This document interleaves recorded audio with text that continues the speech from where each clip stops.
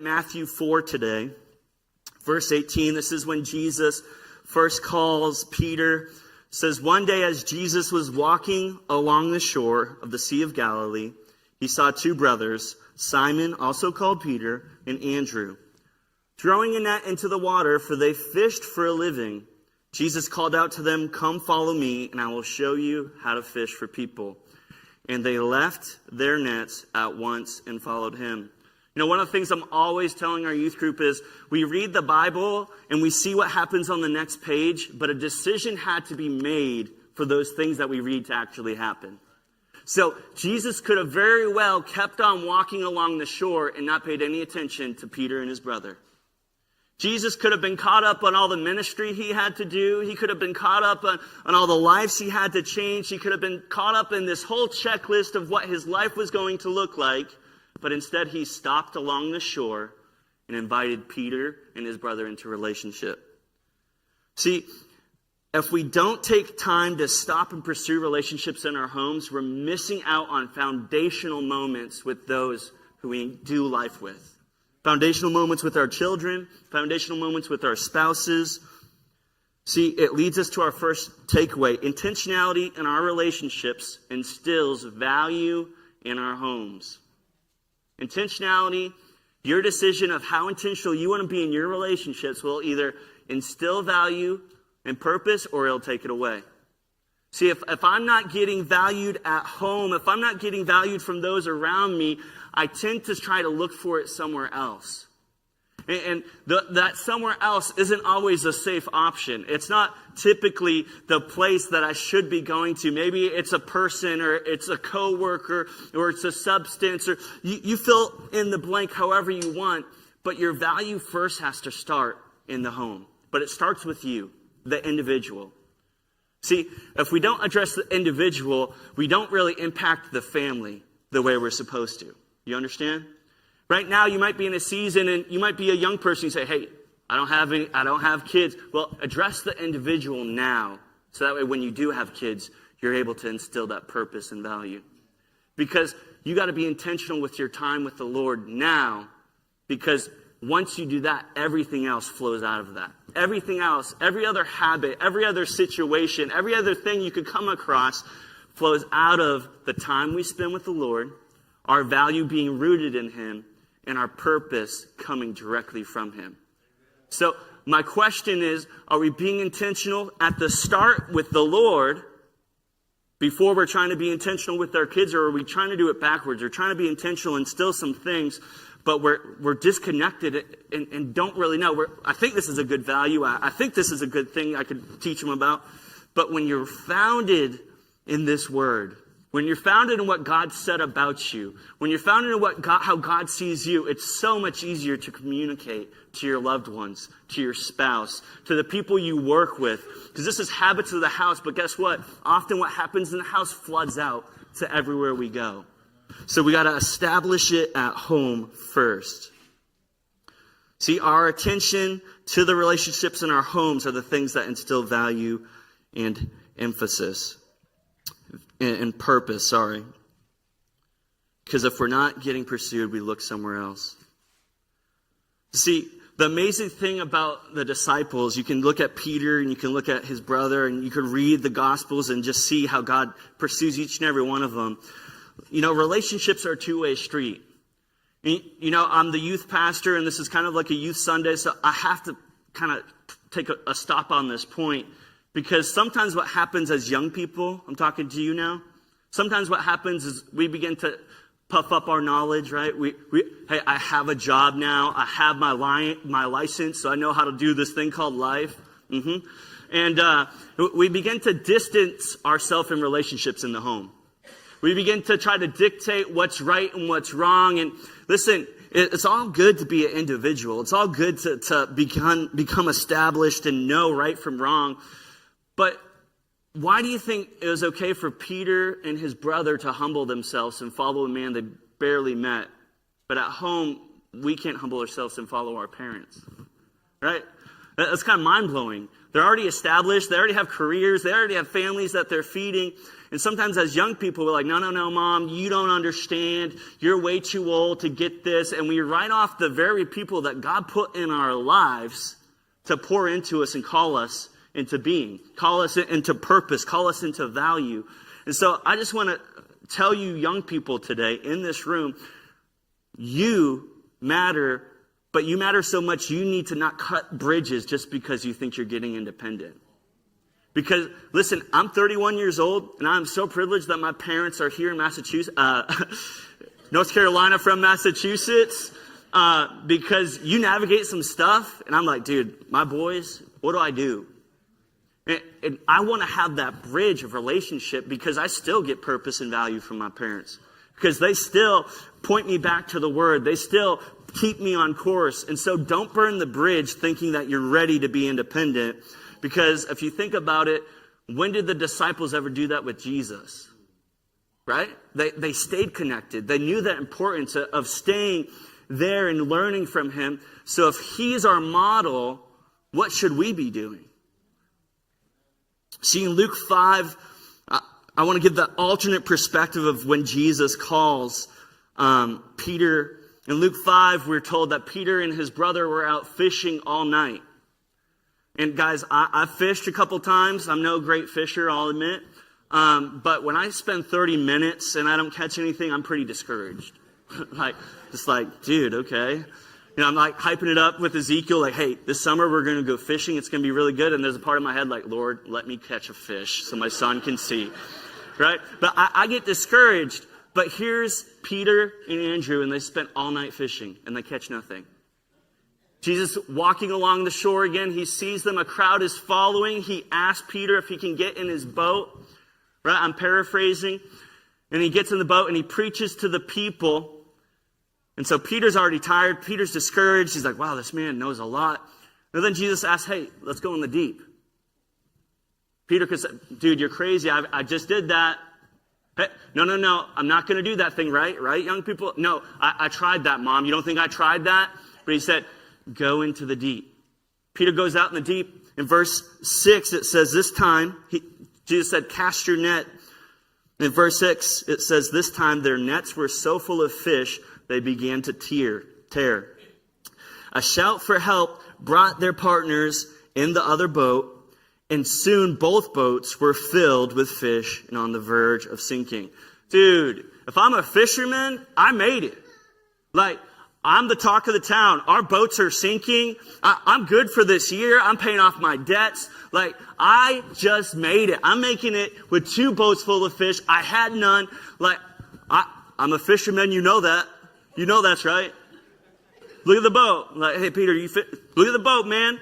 I know what I'm talking about, right? I would be proud of that because in that moment, that's my purpose. My job, this win, this victory is my purpose. But Peter understood that there was something deeper than what he was just doing in that moment. There was something greater than just having 2 boats full of fish. There's something greater than just paying a bill or being good at a profession he was doing. There was something greater, and that was the value that Jesus was already beginning to put on his life. In verse 11, it says, as soon as they landed, they left everything and followed Jesus. As soon as they landed, like maybe you pick up like six fish and just like, all right, I'll pay this thing. I'm going to get some dinner tonight. No, as soon as they landed, they left. They left because they recognized this relationship was going to do more for them than what fish or a job could ever do. And I want you to understand, in your home, let it never be said that your kids remember your accomplishments at work or the things you did to make the house cool. Let it be said that they remembered how intentional you were to pursue them, to instill value in them, to encourage them to walk in purpose that God had for them. Right?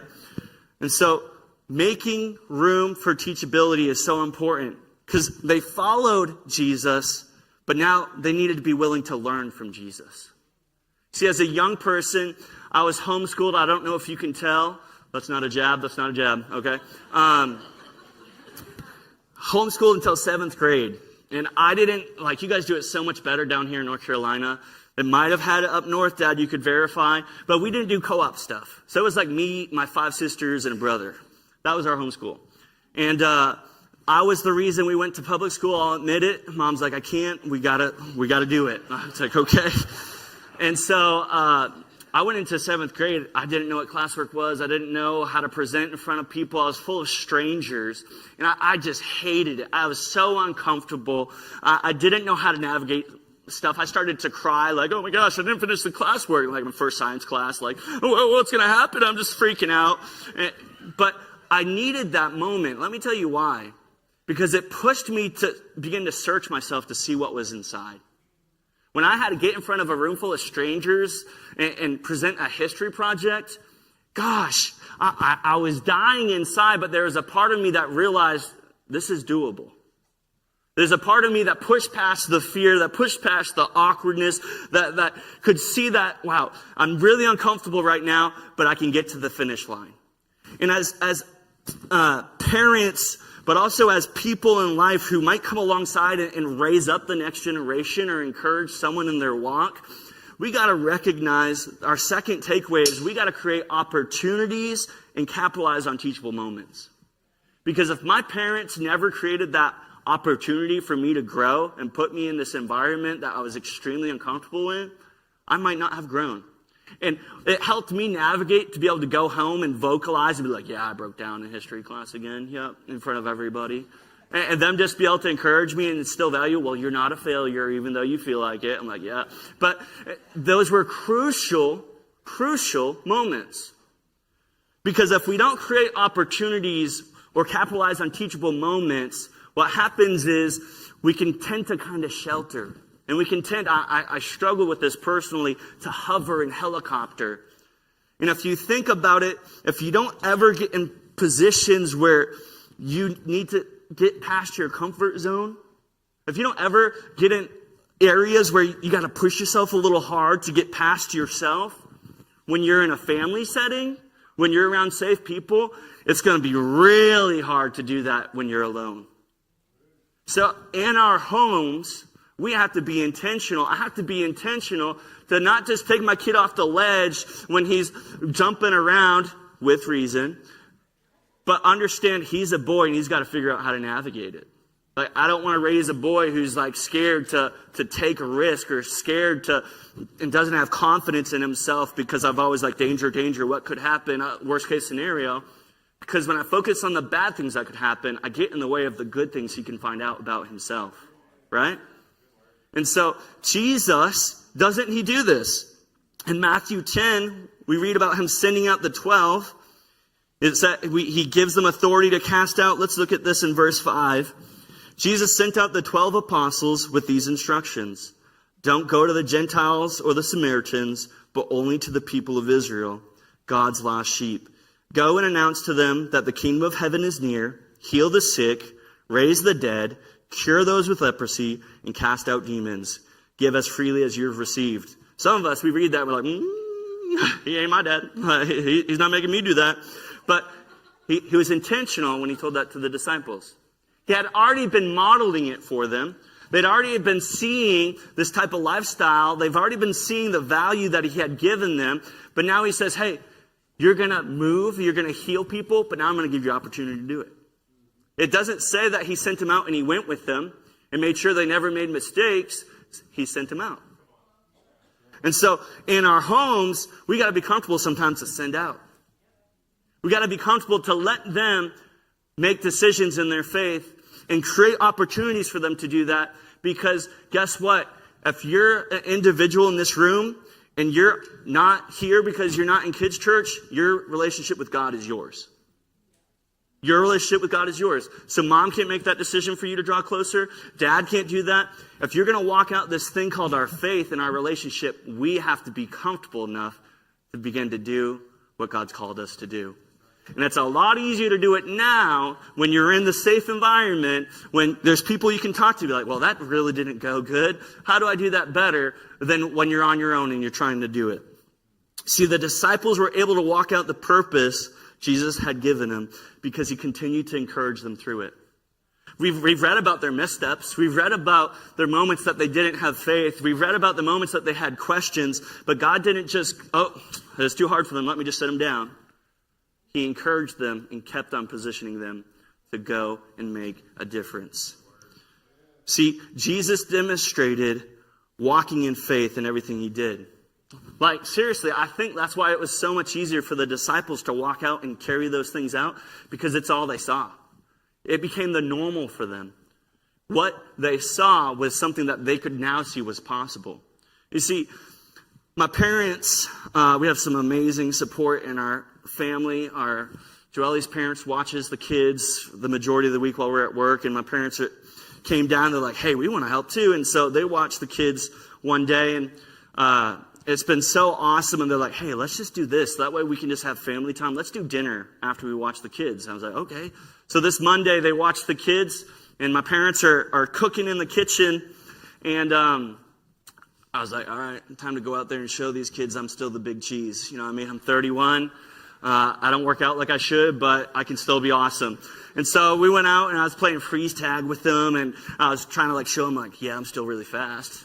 And if I'm faster than you better remember that. And so they're chasing me around, and my dad has this tree in the backyard, and it's just an awesome tree. As a little kid, I loved climbing trees. It was one of my favorite things. And honestly, I was thinking about it this week. I was like, if we lived in this house when I was a kid, I would live in that tree.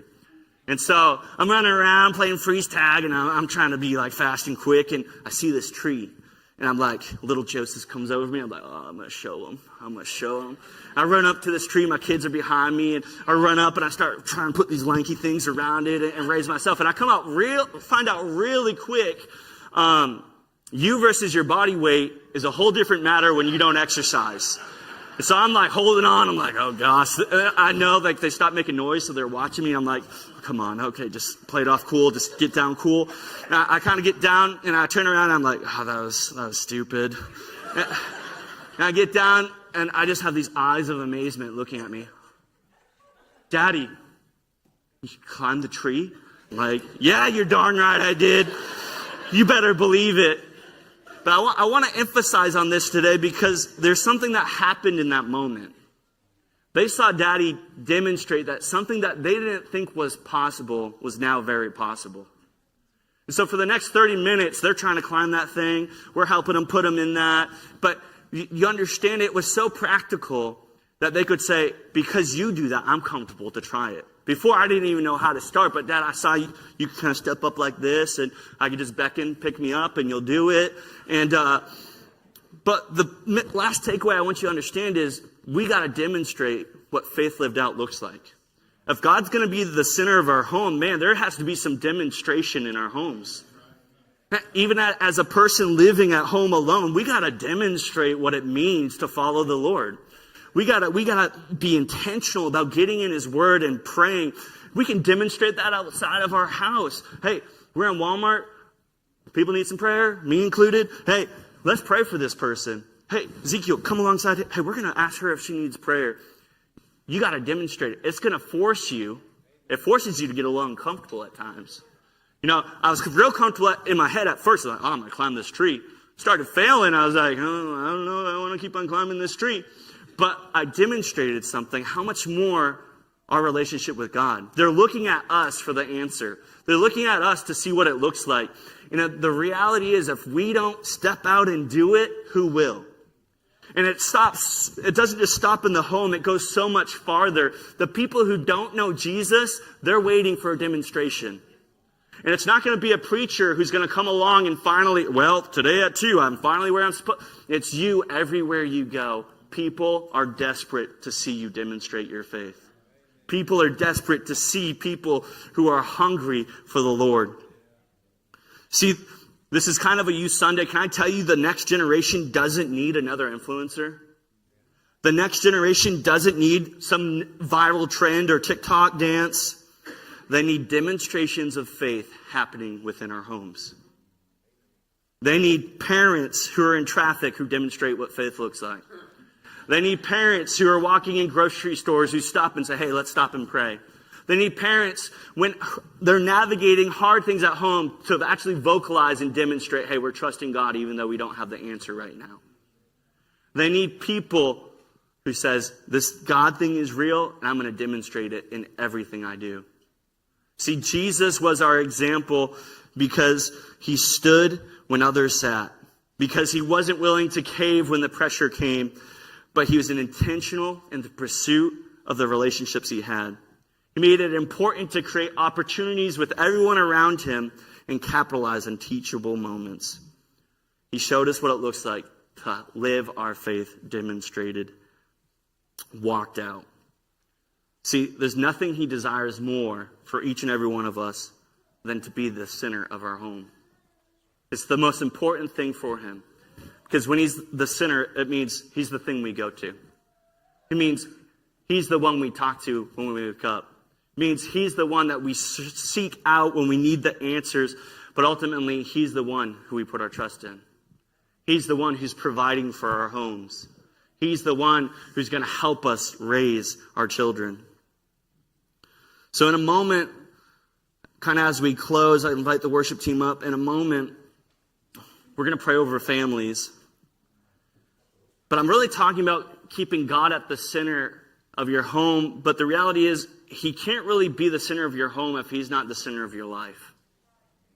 Because it's out of us that he flows into the home.